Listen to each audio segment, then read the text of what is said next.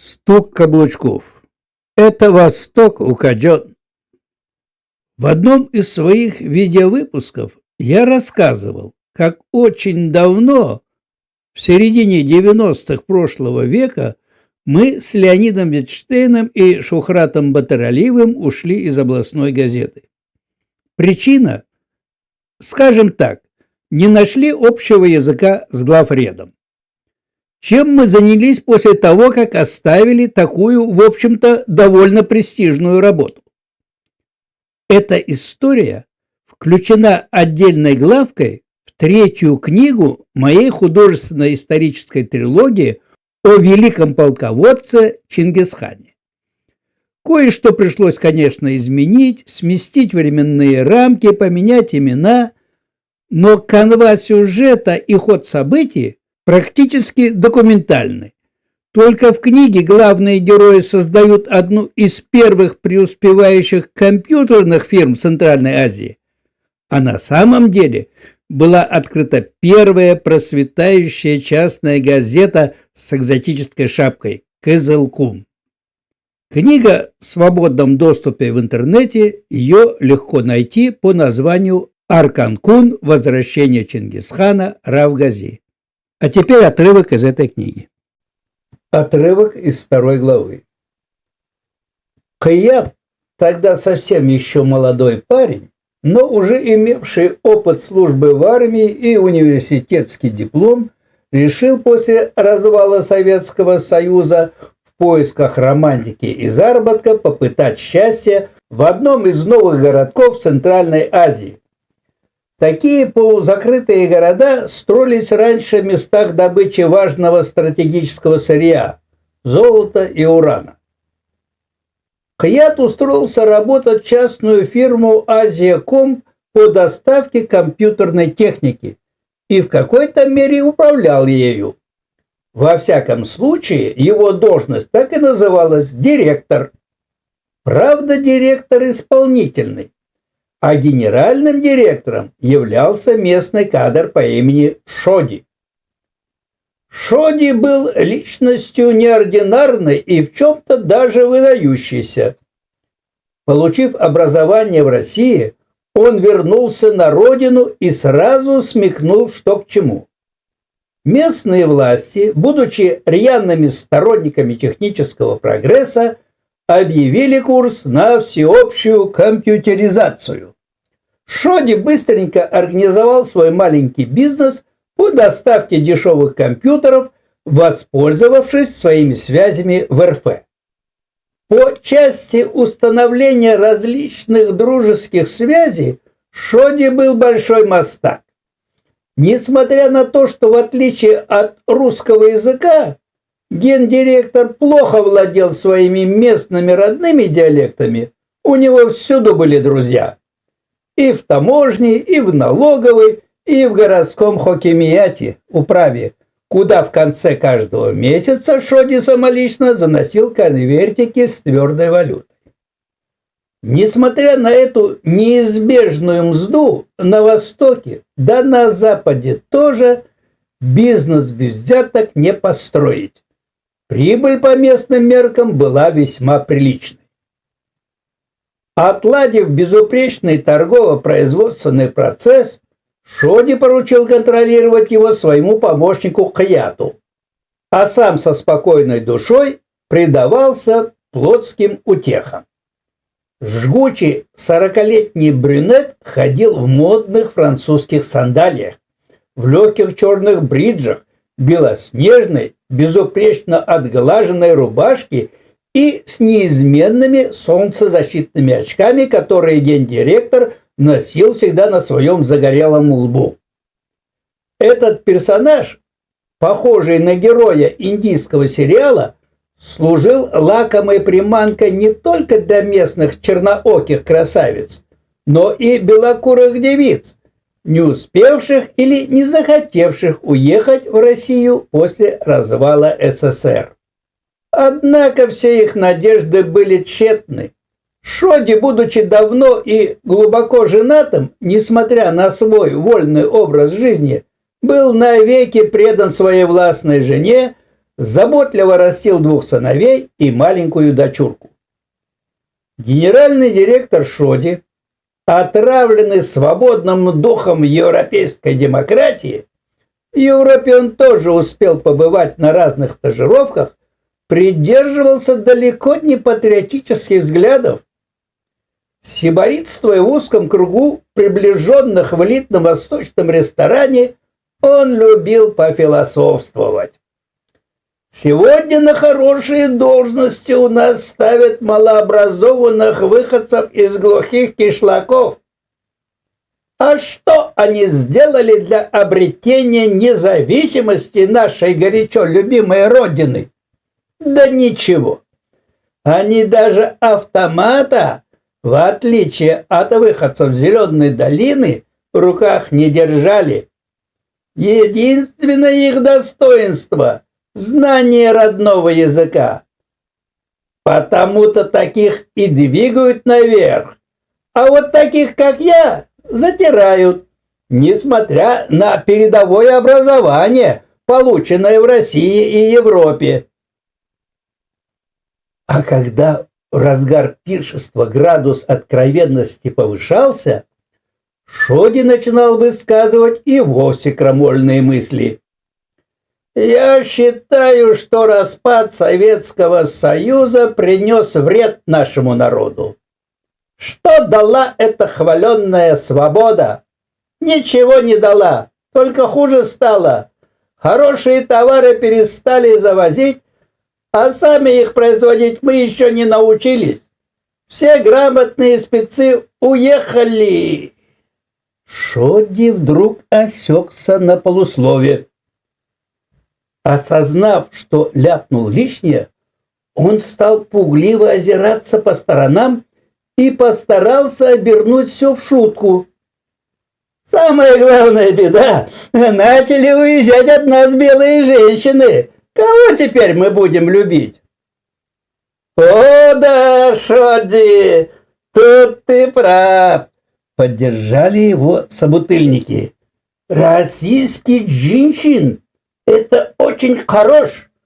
У них кожа били-били, глаз голубой-голубой, а тело такой сладкий, как персик».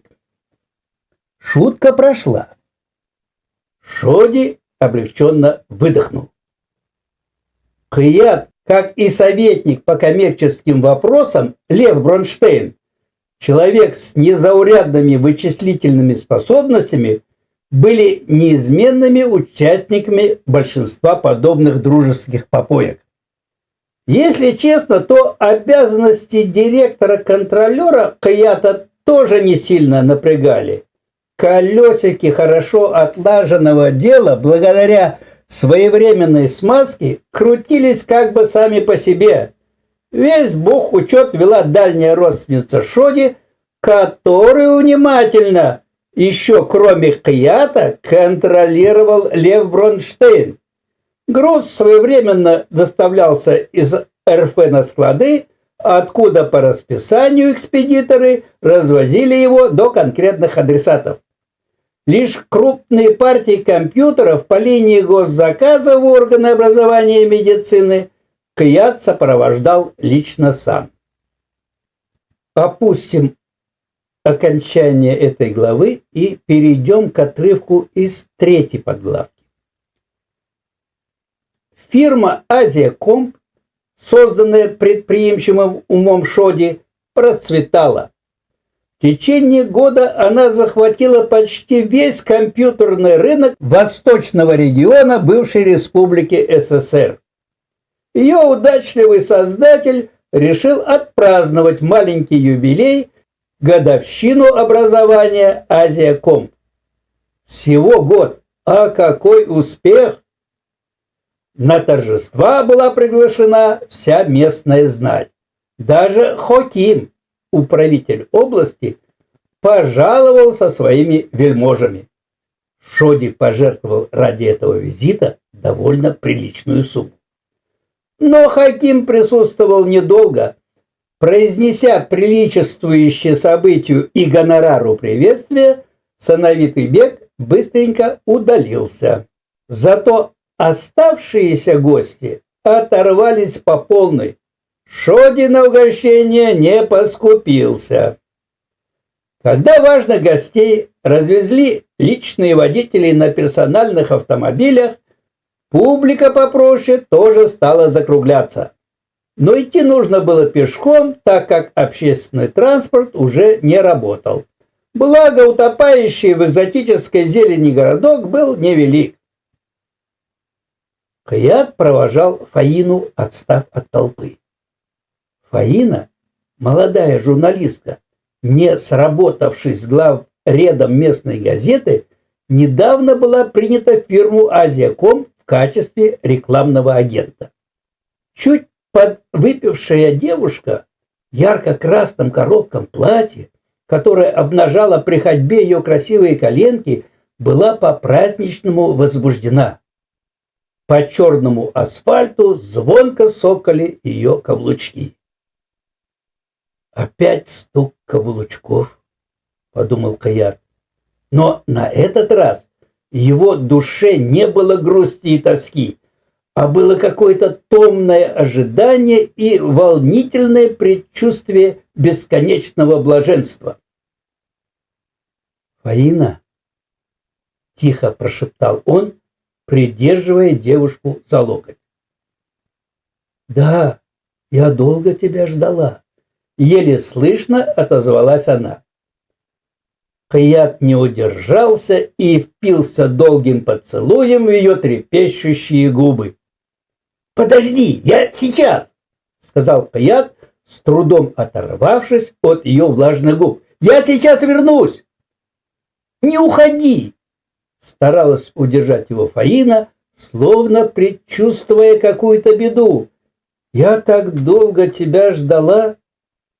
«Я быстро! Стой здесь! Никуда не уходи!» — сказал Хаят и, освободившись от ее жарких объятий, побежал к дому с зеленой черепичной крышей. Он знал, что хозяйка этого дома приторговывала цветами.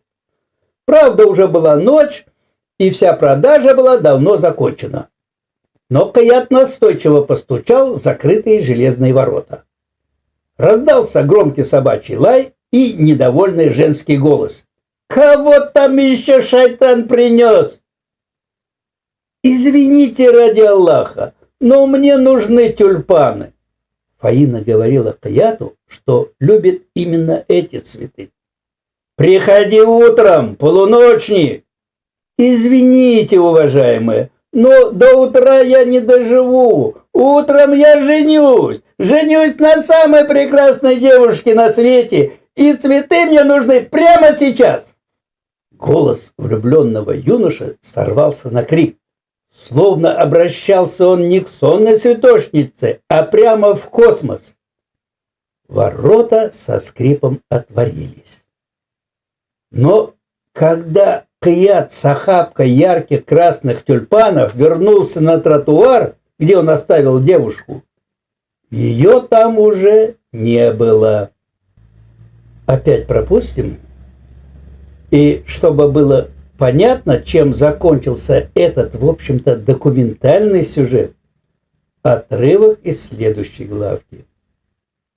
Как позже выяснилось из достоверных источников, Фаину, милую юную Фаину, которая так и не успела стать любимой женщиной Хаята, всю ночь в полицейском участке насиловал дежурный патруль.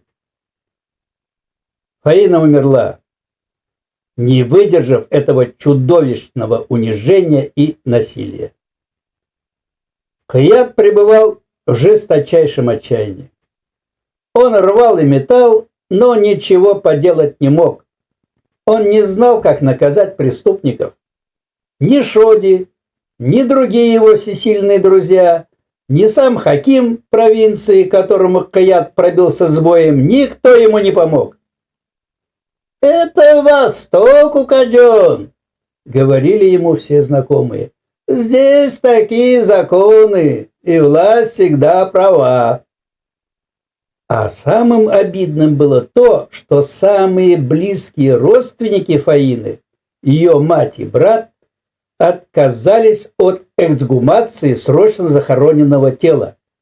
Хотя это могло бы доказать, что Фаина, бедная девочка Фаина, не успевшая стать единственной и неповторимой любовью Каята, погибла не от алкогольного передоза, о котором написали в своем медицинском заключении продажные врачи, а от полицейских насильников-негодяев.